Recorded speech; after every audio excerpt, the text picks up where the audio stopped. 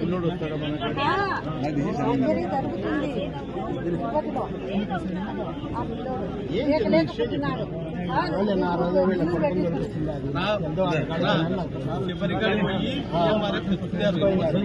మన కాడికి వచ్చారు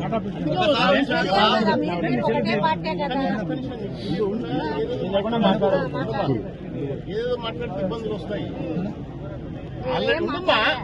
అర్థం చేసుకో తల్లి, చెప్పేది వినకపోతే ఎట్లా అర్థమవుతుంది నీకు? నువ్వు ఎంతసేపు ఉన్నా నువ్వు వేరే విధంగా ఆలోచిస్తున్నావు.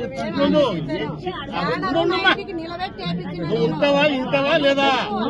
నేను నువ్వు గట్టి కడుతున్నావు, నన్ను సమాజ్ చేస్తున్నావా? ఎవరనుకుంటున్నావు నాతో?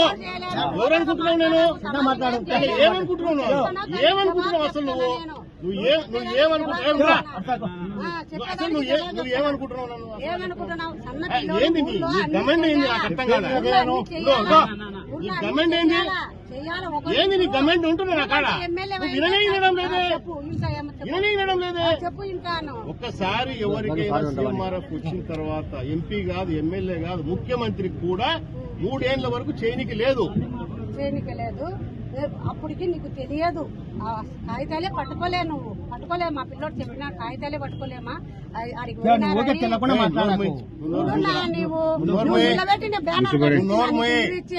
నేను నా ఇంటికి విషయాలు తెలియకుంటే తెలుసుకోండి, చెప్తాము. మాకు తెలియకుంటే మేము కూడా అడిగి తెలుసుకుంటుంటాం. మాకు కూడా అన్ని తెలియాలని ఏం లేదు.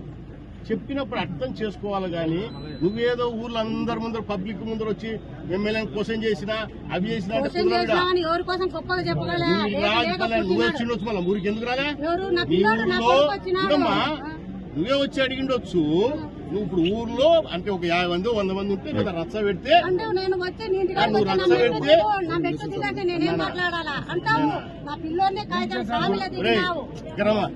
ఇప్పుడు ఏమనాలి నిన్ను? వీళ్ళందరూ అడుగు. ఇంతవరకు బుడ్డ రాజశేఖర రెడ్డి ఇంటికాడికి వచ్చిన వాళ్ళు ఎవరినే గాని మెట్లు దిగి